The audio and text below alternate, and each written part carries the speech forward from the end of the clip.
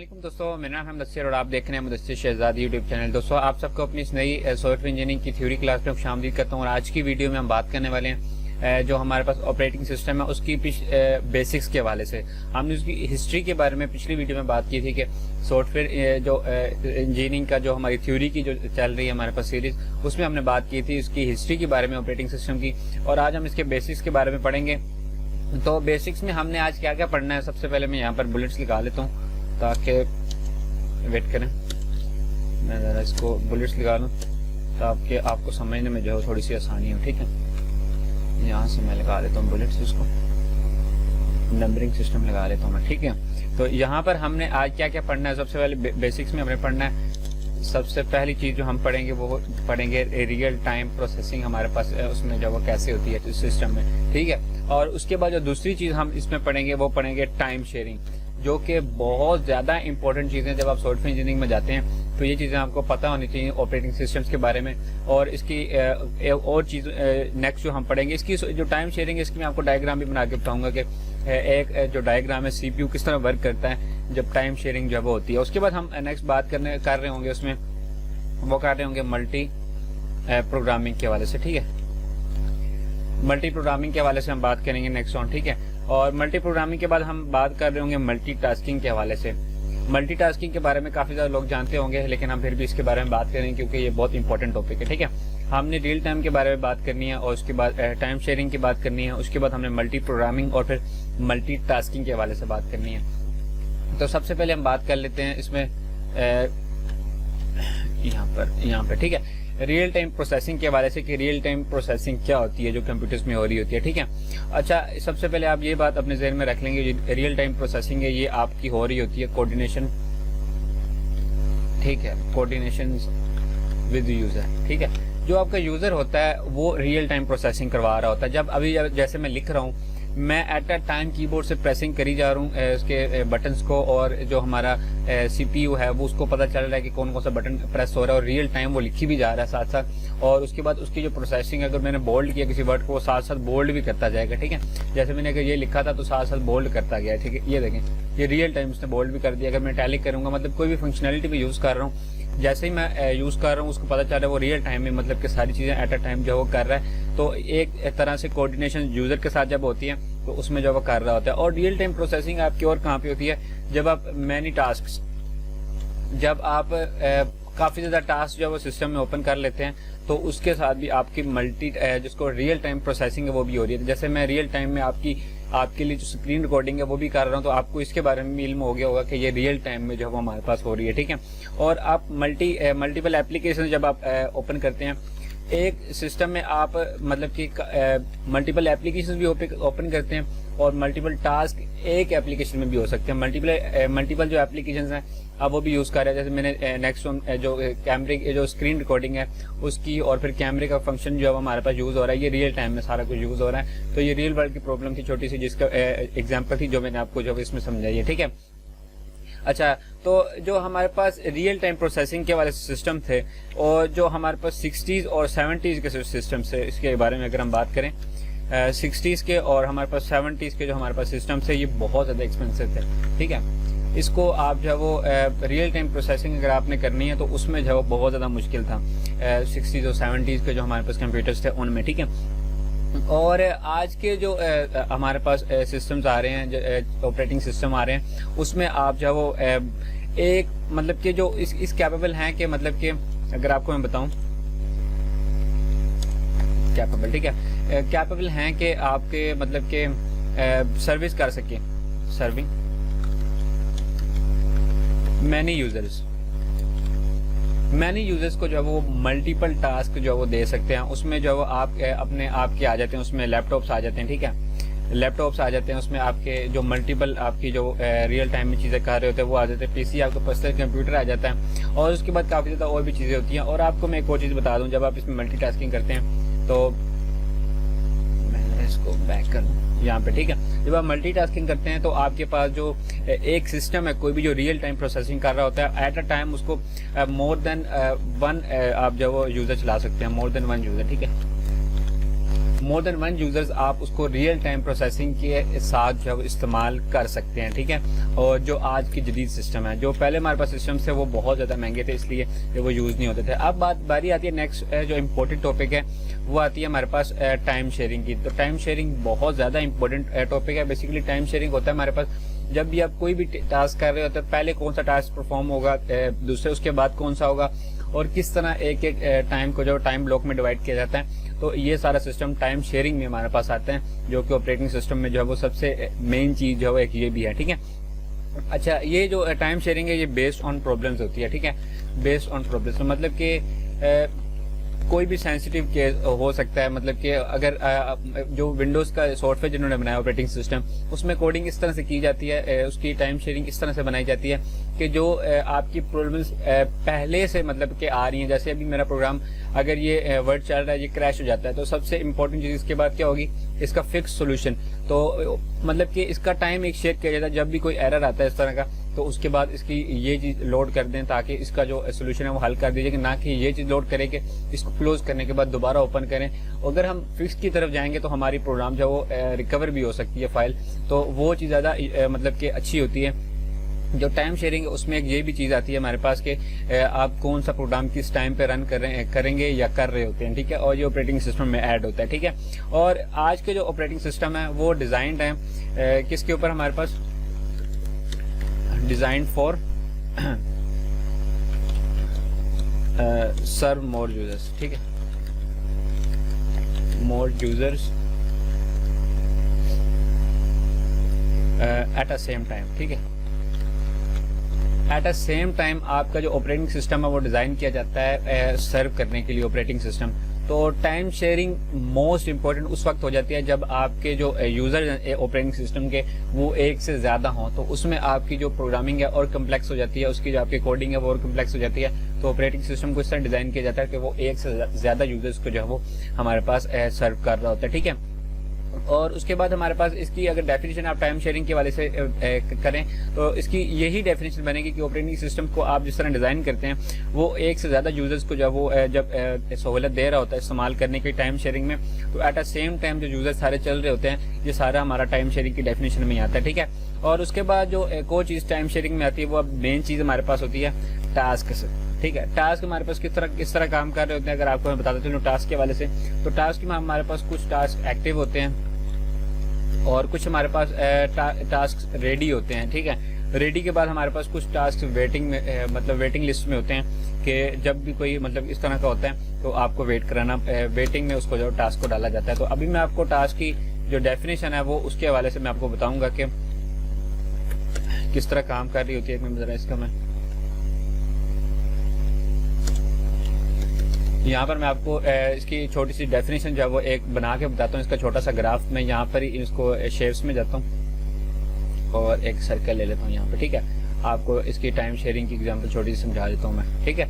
यहाँ पर मैंने एक यहाँ पर रख लेते हैं, एक सर्कल ड्रॉ किया मैंने, और उसके बाद हमने क्या किया, उसके बाद इंसर्ट में जाते हैं, शेप्स में जाते हैं और मतलब के ले ली एक ये ले लेते हैं, ठीक है। इसको मैंने यहाँ पे ड्रॉ कर दिया और उसके बाद मैंने इसको कॉपी किया, फिर इधर पेस्ट कर दिया और इसको मैंने यहाँ पर रख दिया, ठीक है। इसको मैंने यहाँ पर रख दिया, ओके। इसको मैंने कॉपी किया, फिर इसको मैंने यहाँ पर ला के रख दिया, यहाँ पर, ठीक है। इसको मैं थोड़ा सा अगर घुमा देता हूँ, मतलब कि ये छोटी सी रियल वर्ल्ड प्रॉब्लम है जो कि सीपीयू आपका परफॉर्म कर रहा होता है, ठीक है।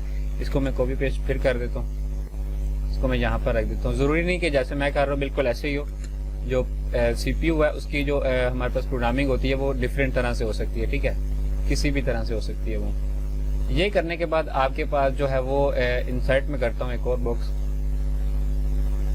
जिसको मैं ड्रॉ करता हूँ यहाँ पर कर लेता हूँ, ठीक है। इसके बल्कि इसको ड्रॉ करने की जरूरत नहीं है, हम डायरेक्ट टेक्स्ट बॉक्स ले लेते हैं, ठीक है। सिस्टम थोड़ा सा स्लो हुआ है इसलिए जो प्रोसेसिंग है वो इसकी स्लो हुई है, ठीक है। मैं डायरेक्ट ही ले लिया मैंने और इसमें लिख देता हूँ यूजर 1, ठीक है। इसको यूजर 1 लिखा मैंने, इसको थोड़ा सा शेप छोटी कर लेते हैं,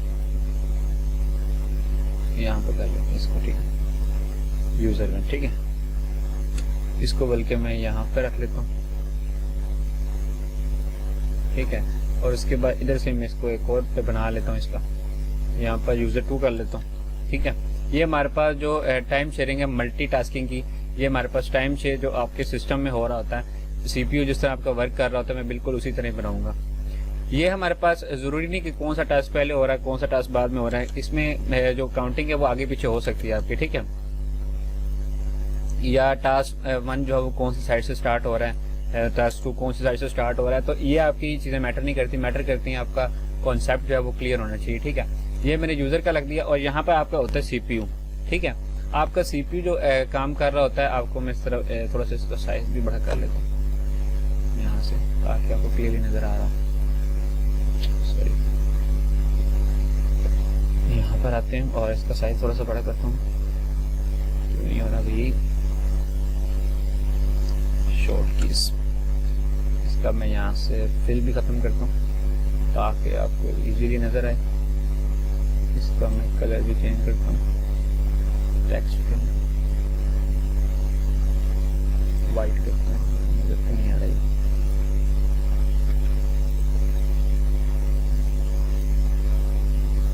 टेक्स्ट बहुत बड़ा हो गया, चलें अच्छा हो गया। तो ये हमारे पास सीपीयू है। ठीक है, ये हमारे पास सीपीयू है और इसका जो हमारे पास एक और आपको मैं डायग्राम बताता हूँ ये किस तरह काम करता है। अगर उस तरह की कोई शेप मुझे मिल जाती है कर्व की तो मैं आपको उसका बता देता हूँ। ठीक है, यहाँ पर देखते हैं ड्रॉ करके, ये हमारे पास एक शेप है, आपको हम बताता हूँ। यहाँ से इधर इसको ड्रॉ किया और उसके बाद यहाँ से इसको नीचे ले आए, यहाँ तक नहीं हो रहा भाई, शेप सही नहीं है। चले मैं आपको इसका एक और तरीका जो है बता देता हूँ ना।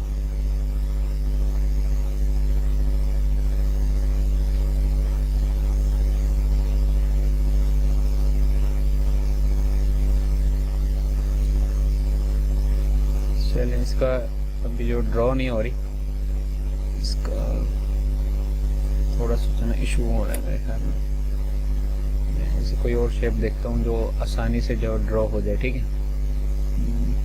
ये देखिए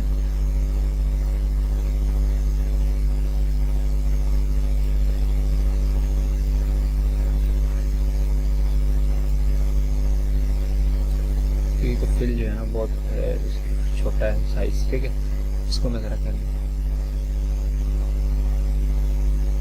ब्लैक थोड़ा शो हुआ है, लेकिन ये इस तरह का नहीं होना चाहिए। हमारे पास एक शेप होती है लेकिन यहाँ पे ड्रॉ नहीं हो रही हमारे पास इस तरह। अगर ड्रॉ हो जाती तो मैं आपको ड्रॉ करके लाजमी बताऊंगा।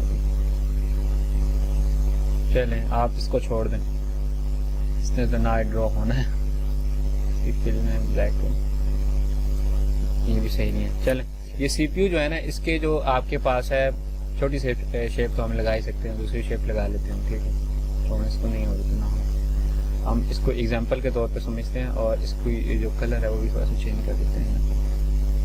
फिल क्यों नहीं चेंज हो रहा भैया इसका, शेप आउट कर देते हैं। ये देखें इस तरह चल रहा है और उसके बाद आपके पास जो चीज़ है, जो आपके पास इंटरवल है वो इस तरह मूव करेगा। अगर वो शेप मुझे मिलती तो मैं आपको लाजमी लगाता, क्योंकि अभी मेरे पास जो माउस है उसका थोड़ा सा इशू चल रहा है तो उसकी वजह से नहीं हो रहा। ठीक है, ये हमारे पास जो आपका इंटरवल है उसमें कि सीपीयू का वो ऐसे चल रहा होता है। ठीक है, जो टास्क आपका एक्टिव होता है वो उसको रन करता है पहले, उसके बाद ये ऐसे मजे पे घूमता रहता है और कोई एक टास्क होता है, जैसे मिसाल ले लेते हैं, यही टास्क है, ये टास्क है तो क्यों नहीं है। ठीक है, यहाँ पे ठीक है, कोई भी एक टास्क होता है जिसको अब वो एक्टिव के नाम से जब वो चला रहा होता है। ठीक है, एक्टिव के नाम से, मिसाल के तौर पे ये सीपीयू इस तरह रन हो रहा है और ये टास्क यूजर 5 का जब हमारे पास एक्टिव चल रहा है तो ये टास्क यूजर 5 हमारे पास एक्टिव है, बाकी सारे एक्टिव नहीं है। कोई वेटिंग लिस्ट में डला होगा, किसी की वेटिंग होगी, कोई रेडी हो रहा होगा, कोई रेडी हो गया होगा। तो इस तरह हमारे पास जो वो सीपीयू की प्रोसेसिंग जो चलती रहती है। ठीक है, तो उम्मीद है कि ये आपको चीजें समझ आई होंगी। ठीक है, और उसके बाद नेक्स्ट वन हमारे पास जो चीज आती है वो आती है मल्टी प्रोग्रामिंग। मल्टी प्रोग्रामिंग क्या होती है, जब आप इसमें कर रहे होते हैं तो इम्प्लीमेंटिंग, मैं आपको इसका बता देता हूँ, इम्प्लीमेंटिंग टाइम शेयरिंग, जब आप टाइम शेयरिंग को इम्प्लीमेंट करते हैं तो multi programming most of the times आपके पास जो यूज़ हो रही होती है, मोस्ट टाइम्स आपके पास जो मल्टी प्रोग्रामिंग अगर ये ना हो तो आप सीपीयू को मल्टी यूज़र के तक जो है महदूद नहीं कर सकते, क्योंकि जब आप टाइम शेयरिंग की बात करते हो, टाइम शेयरिंग में आपके टाइम ब्लॉक्स डिवाइड होते हैं, आपका वक्त डिसाइड होता है कौन से टाइम पे किसकी चीज़ जो वो किस तरह रन होनी चाहिए, कौन सा टास्क किस टाइम एक्टिव होगा, और अगर दूसरा कोई टास्क एक्टिव नहीं है या दूसरा कोई टास्क रेडी हो गया तो उसको हमने उसके बाद रन करना है। तो ये जो टाइम शेयरिंग है उसको इम्प्लीमेंट करने का सबसे बड़ा जरिया एक जो मल्टी प्रोग्रामिंग है, आप उसको जब करेंगे और इसके जरिए आप जब स्मॉल टाइम इंटरवल्स आप जब इसके तय कर देते हैं कि आपके कौन से टाइम में कौन सा जो इंटरवल है वो कौन सी जॉब है जो रेडी होगी नेक्स्ट वीक में जो वो मतलब कि चलेगी, ठीक है। और उसके बाद ईच जॉब जो वो एक दफ़ा एग्जीक्यूट होती है, ठीक है। हमने पिछली हिस्ट्री में इसकी जो पढ़ी थी ऑपरेटिंग सिस्टम की, उसमें हमने बात की थी ये जॉब के हवाले से कि जॉब क्या चीज़ होती है। जॉब बेसिकली इसमें एक ऑर्गेनाइजेशन है जॉब की, ठीक है, जो ऑपरेटिंग सिस्टम में होती है, जो कि आपकी जो प्रोसेसिंग है उसके 1 बाय 1 करके उसको जब चला रही होती है। जैसे आप कह सकते हैं कि एक आपके पास बस स्टॉप है और 1 बाय 1 वहाँ पे जो बसेज हैं वो चल रही हैं, अपने टाइम पे जा रही हैं, अपने टाइम पे जब उनको स्टार्ट किया जाता है, अपने टाइम पे उनको जब वो एंटर किया जाता है और एग्जिट किया जाता है, ठीक है। इस तरह की हमारे पास जब काम कर रहा होता है, जो हमारे पास जो ऑपरेटिंग सिस्टम में जॉब है वो कर रही होती है, ठीक है। अच्छा, उसके बाद हमारे पास होता है ई job is executed of small intervals, ठीक है। अब स्मॉल टाइम इंटरवल आप कह सकते हैं, क्योंकि ये जो टाइम इंटरवल है ये बहुत ज़्यादा इंपॉर्टेंट है, ठीक है। ई job is executed of small interval, इन कह सकते हैं, ठीक है, इन स्मॉल इंटरवल, ठीक है। तो ये हमारे पास हर जो चीज़ है उसमें ये करती है। और जो शुरू के सिस्टम थे उसके बारे में आपको एक मज़े की बात बताऊँ, अर्ली सिस्टम जो आपके पास थे ऑपरेटिंग सिस्टम थे, वो आपके 30 यूज़र्स जो आपके होते हैं, 30 यूज़र्स को एट अ टाइम आपके जो चला सकते थे, ठीक है। 30 users eight a same time आपके 30 यूज़र्स को जो वो चला रहा होता था। आपका जो था मल्टी प्रोग्रामिंग जो आपकी स्किल्स थी वो अर्ली सिस्टम में शुरू में आपके पास जो 30 यूज़र्स तक महदूद थी, ठीक है, आप एट अ टाइम चला सकते थे। अब आपके पर्सनल कंप्यूटर्स को भी अगर रिमोट पे आप रखते हैं तो उसको भी आप काफ़ी ज़्यादा लोग जो उसको चला सकते हैं, काफ़ी ज़्यादा मतलब कि उसको चलाया जा सकता है, ठीक है। और नेक्स्ट हमारे पास बात की जाए मल्टीटास्किंग के हवाले से, अभी जो आपके सामने मेरे सिस्टम में चीज़ें हो रही हैं वो सारी मल्टीटास्किंग में जो आती हैं। ये हमारे पास नीचे क्रोम ओपन है, उसके बाद हमारे पास फाइल मैनेजर ओपन है, वर्ड की फाइल ओपन है, हमारे पास रिकॉर्डिंग का सॉफ्टवेयर ओपन है, और उसके बाद हमारे पास हार्ड ड्राइव जो सारी एट अ टाइम काम कर रही हैं, ये सारी हमारे पास मल्टी टास्किंग में आती हैं, ठीक है। इसका बेसिकली मतलब भी ये होता है one user executing many task. एक यूज़र आपका जो है एक से ज़्यादा जब टास्क कर रहा होता है तो उसको आप मल्टीटास्किंग कहते हैं। एक से ज़्यादा टास्क से मुराद ये भी है कि एट अ टाइम मेरी कितनी चीज़ें सिस्टम में जो रन हो रही हैं, इससे आप अंदाज़ा लगा सकते हैं कि ये कितने टास्क जो है वो रन हो रहे हैं, इसको मल्टीटास्किंग कहते हैं, ठीक है। अच्छा, ये यूज़ की जाती है multitasking is used for single, मतलब कि कह सकते हैं सिंगल यूज़र के लिए जो वो इस्तेमाल की जाती है, और मतलब कि मल्टीपल यूज़र्स के लिए भी आप जब इस्तेमाल कर सकते हैं। इसको मल्टीपल यूज़र्स के लिए भी इस्तेमाल होती है, क्योंकि मल्टीपल यूज़र्स के लिए बहुत ज़्यादा इंपॉर्टेंट होता है जब आप मल्टीटास्किंग करते हैं। यूज़ फॉर मल्टीपल यूज़र्स भी आप कह सकते हैं, मतलब आपके जब एक से ज़्यादा सिस्टम के यूज़र्स होते हैं तो उसमें भी मल्टीटास्किंग इंपॉर्टेंट होती है कि कौन सा टास्क किस तरह जो वो काम करेगा और किस तरह इसके टाइम इंटरवल वगैरह सारा कुछ वो तय करेगा, तो उसके लिए भी जब यूज़ होती है। तो उम्मीद है कि ये छोटी सी वीडियो जो ऑपरेटिंग सिस्टम के बेसिक्स के हवाले से आपको पसंद आई होगी। नेक्स्ट वीडियो में और इसके हवाले से बात करेंगे, डीप पे जाएंगे ऑपरेटिंग सिस्टम के हवाले से। अगर आपको ये वीडियो पसंद आई रही है तो अपने दोस्तों के साथ लाज़मी तौर पर शेयर करा करें, और हमारी जो सॉफ्टवेयर इंजीनियरिंग की सीरीज़ है इसको ज़रूर फॉलो करें। अगर आप नेक्स्ट वन जो वो हमारे पास सॉफ्टवेयर इंजीनियरिंग की वीडियोस चाहते हैं और प्रैक्टिकल क्लासेस भी साथ साथ हमारी आ रही है, ज़रूर नीचे कमेंट करके बता दिया करें कि आपको किस तरह की लग रही है वीडियोस, इन्फॉर्मेटिव है कि नहीं, और इसमें क्या क्या चेंज है वो किया जा सकता है। तो हम इसके वजह से नेक्स्ट इंशाल्लाह ज़रूर इसमें कुछ ना कुछ न्यू चीज़ जो है इम्प्लीमेंट करेंगे। तो आपका जो रिव्यू है, फीडबैक है, वो इम्पोर्टेंट रहता है हमारे लिए, ताकि हम जो इसको और भी इम्प्रूव कर सकें। तो मिलता भी नहीं किसी अच्छी सी सॉफ्टवेयर इंजीनियरिंग की वीडियो में, और नेक्स्ट ऑन ऑपरेटिंग सिस्टम के वाले से वीडियोस लाजमी तौर पर आने वाली हैं। तो मेक श्योर कि आपने सब्सक्राइब किया हो और साथ बेल आइकन को जो है प्रेस किया हो। तो मिलता भी नहीं किसी अच्छी सी वीडियो में, तब तक दीजिए इजाज़त, अल्लाह हाफिज़।